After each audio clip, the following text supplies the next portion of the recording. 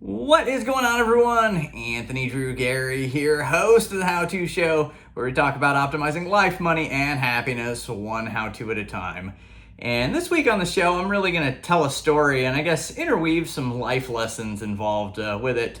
So, for the first time since I was a high schooler, over the weekend I played in a golf tournament.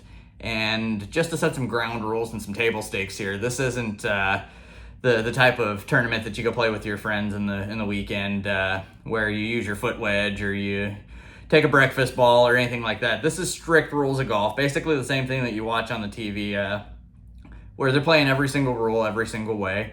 And it was been a long time since I did that, and ultimately want to tell some stories about what happened there and how it might relate to life in a little bit, and just have some fun with this one. So we sign up for the golf tournament. A couple of buddies of mine that I play with semi-regularly, competitively. They're all a little bit better than I am, but it's the intent here is for me to get back into it, stretch myself a little bit, and play in a professional style tournament where all the rules are followed, really to stretch my skill set.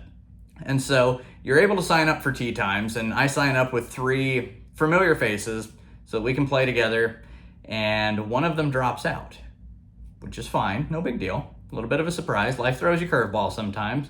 And so what happens is this guy fills our group, and we don't know of him, but I guess one of my buddies Googles him. Come to find out, he shot in the low 60s in a previous tournament and he won it. Next thing you know, we show up at the golf course and the carts are all lined up with your names and when your tee time is, and I'm now sharing a cart with a guy who we understand to be a low to mid 60s type of player, and I am not that. So right away I'm thinking to myself, oh, I'm just gonna slow this guy down. We're gonna have a hard time competing. He's gonna whoop me. All of these different thoughts come into my head. And the reality of it is that it didn't have to be that way. Golf is a sport where I am competing against myself effectively, and what he's doing isn't necessarily any of my business, any of my concern, etc., etc. Turns out that I start to shoot the breeze with this guy, and he works adjacent to me in commercial real estate. Some of the things he's doing are very similar to some of the things I'm doing, and I'm going to buy him a cup of coffee this coming Friday so that we can connect about our jobs after we connected about golf. So the serendipity of life is a really cool thing there. But let's not get ahead of ourselves. So we get to the first tee, and I'm up there, and I am shaking in my boots. Shaking in my shoes, so to speak. Nervous. What happens if the people that are with me see me miss it? What happens if the people that are in the tee time behind me see me miss hit? Whatever. And so that first shot, I've already got all this doubt in my head. And sure enough, I don't hit it well, and I bounce it off of the cart path in front of us. It doesn't go very far. Second shot, same sort of thing happens. Third shot, same sort of thing happens. And onward for that first hole. Then I collect my breath a little bit, and the realization comes to me that all the people that I'm playing with, they don't care what just happened to me. They're worried about themselves. That's another just point of generalized life that can come back into this golf discussion. So I get to the next hole, and I think to myself, all right, I'm going to really hit this one well. I get up there, and I look in front of me, and there's a pond that's half of the hitting area out there. I'm in trouble. My head already starts going to a negative place. What's going to happen here? I'm going to hit this ball in the water.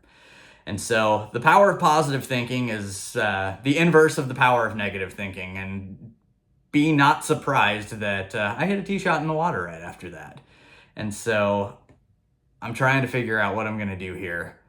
How am I going to get myself back on track? And I realized that I just got to keep going. The next shot that I hit.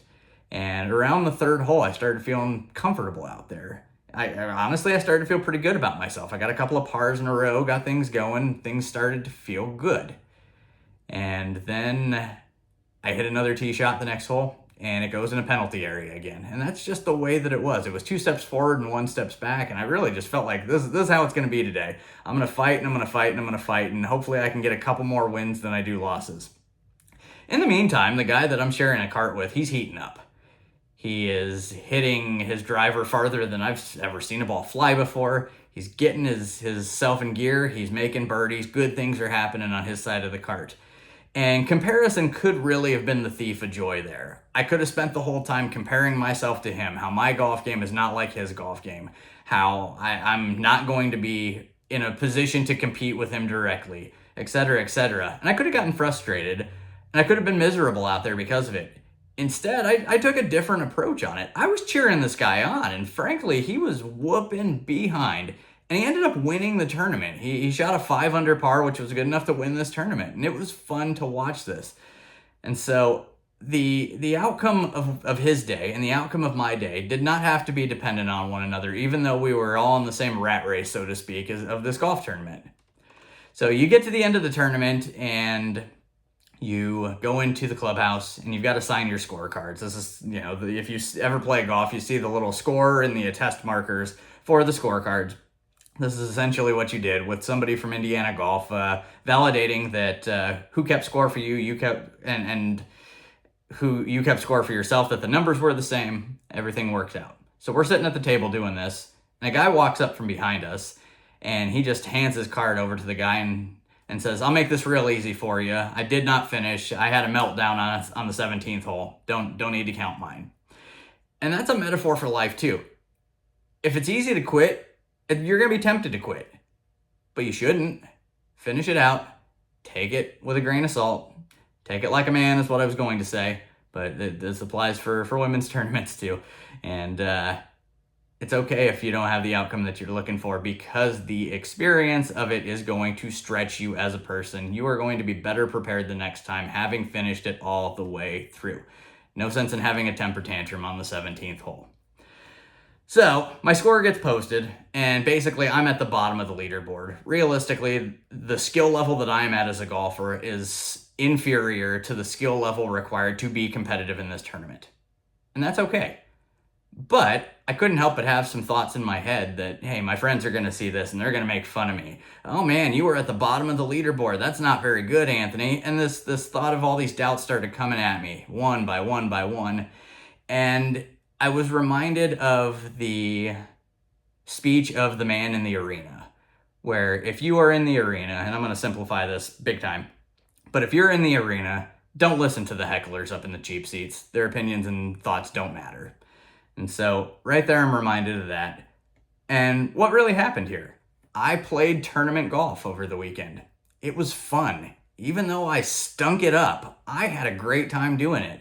And for the last several years, I've had some buddies of mine that have been trying to push me to, hey, come into one of these tournaments. I'm thinking to myself, all the excuses that I can as to why I shouldn't do this. I don't know all of the rules. I might not be good enough. The entry fee is too expensive. All of this garbage that stopped me from playing in these tournaments in the past. And all it took was me to try one time.